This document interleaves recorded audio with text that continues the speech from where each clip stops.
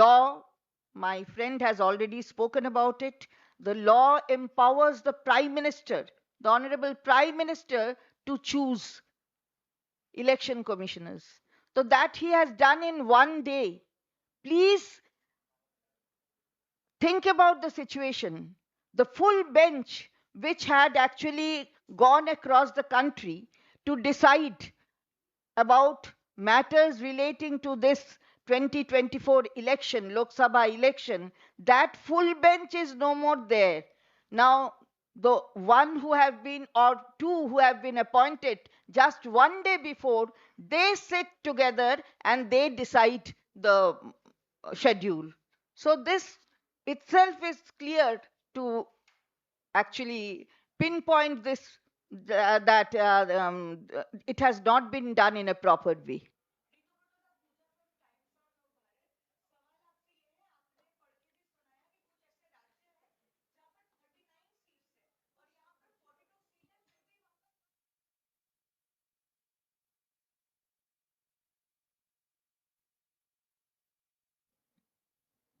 हम लोग तो पहले ही बोले कि सिर्फ तमिलनाडु का सवाल नहीं, जहाँ 39 सीट से ऐसा स्टेट भी है आंध्र प्रदेश जहां 25 सीट है, एक चरण में चुनाव हो रहा है।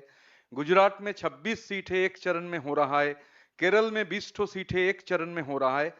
तो बंगाल में जहां 42 सीट से वहां पर 7 फेज। और अब देखेंगे अगर डेट तो देखेंगे इधर थर्ड फेज का सेकेंड फेज का चुनाव है 26 अप्रैल, थर्ड फेज का चुनाव है 7 मई, बीच में क्लियर 10 दिन का गैप भी है।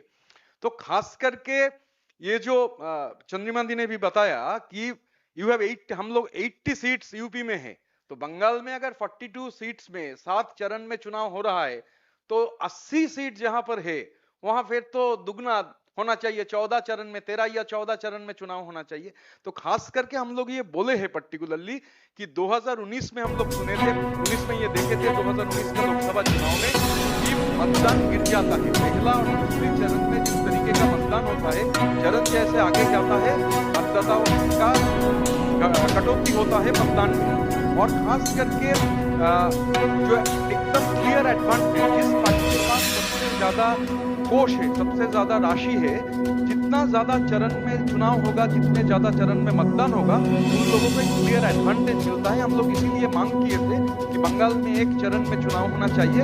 और खास करके 2021 में जहां 8 देश में चुनाव हुआ था, वहां भी हम लोग, तब बोला गया था कोविड है, तो अभी तो कोविड का कोई स्थिति नहीं है। और खास करके ये जो आंकड़ा है, इलेक्शन कमीशन का आंकड़ा है, हम लोगों का नहीं है कि तमिलनाडु में 39 सीट्स में एक फेज है, एपी में, आंध्र प्रदेश में 25 में एक फेज है, गुजरात में 26 में एक फेज है, केरल में 20 में एक फेज है, कर्नाटक में 28 में 2 फेज है। तो इसमें ये सवाल तो उठेगा ही कि बंगाल में 42 जो सीट्स है जहां पर, वहां क्यों 7 फेज में ये मतदान का निर्णय लिया गया है। নির্বাচন ঘোষণা হওয়ার প্রায় সঙ্গে সঙ্গে বিজেপির তরফ থেকে ডায়মন্ড হারবার নিয়ে ইলেকশন কমিশনকে চিঠি দেওয়া হলো। ডায়মন্ড হারবারে তৃণমূল কংগ্রেসের দুষ্কৃতীরা তারা অত্যাচার চালাচ্ছে।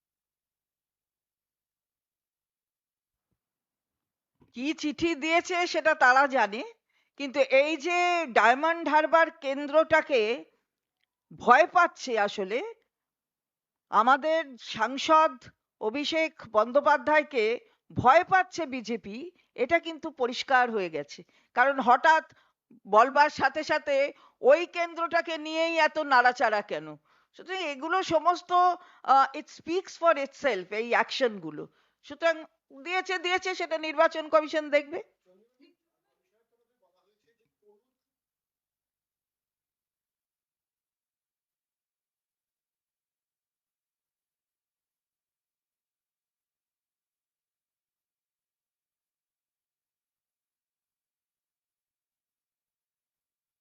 মিত শাহ বলেছে বলছেন?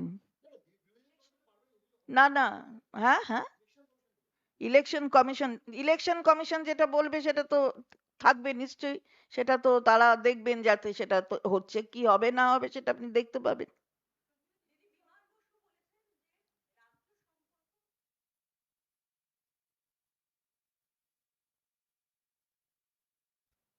বিমান বসু, তাকে শ্রদ্ধা জানিয়েই বলছি, তিনি, তার বয়স হয়েছে, প্রবীণ মানুষ, তিনি যত কম বলেন ততই ভালো।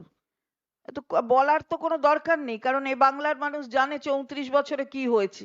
সুতরাং এখানে যত কম বলবেন তত ভালো। আর ওই ক্যান্ডিডেট লঞ্চ করেছেন, তাদের দিকে একটু দেখুন, বাকি দেখার দরকার নেই, বাংলার মানুষ আছে দেখা যাবে।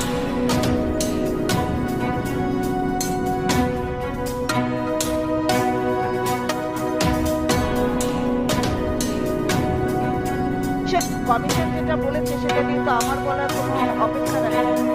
যা বলেছে যেটা করতে হবে সেটা দেখবে, কমিশন করবে, এই কমিশন দেখবে।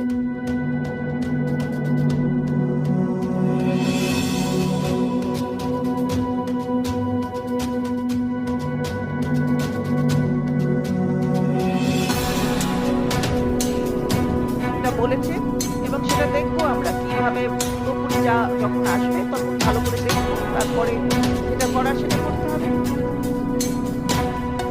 বরানগর এবং ভগবানগোলা কি বলবেন? না কি বলবো, দুটো উপনির্বাচন যদি খালি হয় তাহলে তো ঘোষণা করতেই হয়, সেটা ঘোষণা করেছে। 26টা উপনির্বাচন হচ্ছে, খালি তো দুটো নয়, 26টাই ঘোষণা করেছে। আলোচনা একেবারে শীর্ষে রয়েছে। সেই জায়গায় ইলেকশন কমিশন বলছে যে ইলেকশনে এই টাকা মানে ছড়ানো সেটাকে আটকাতে জিএসটি থেকে শুরু করে ইডি, ইনকাম ট্যাক্স সবাইকে মাঠে নামানো হচ্ছে।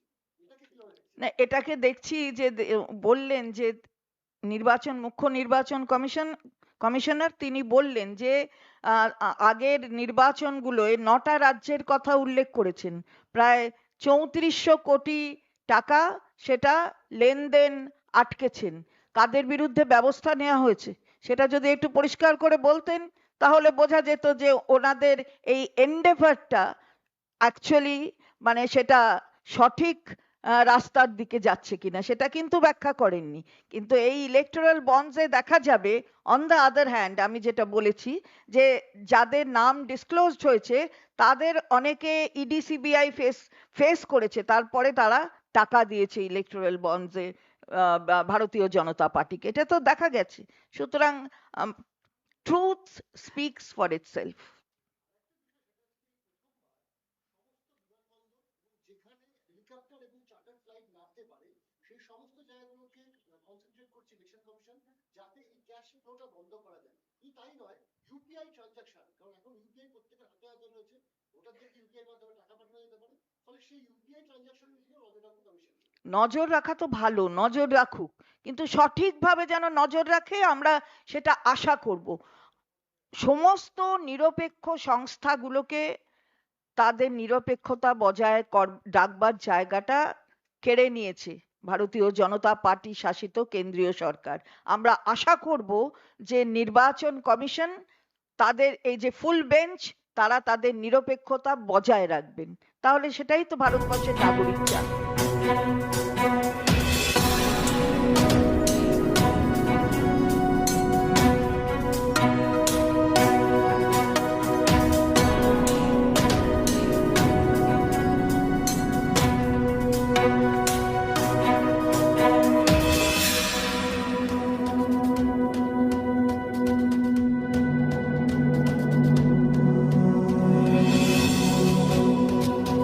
না শুনেছি যে 2100 অবজারভার অ্যাপয়েন্ট করা হবে, 2100 অবজারভার তারা অ্যাপয়েন্ট করছে।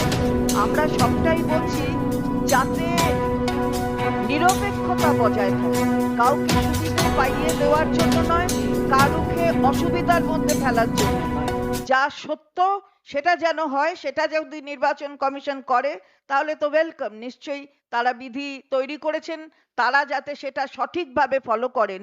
কারণ 3400 কোটির ওটা কিন্তু ঠিক মানে বোঝা গেল না, একটু ধোঁয়াশা আছে, যেটা আমি আগেই বললাম।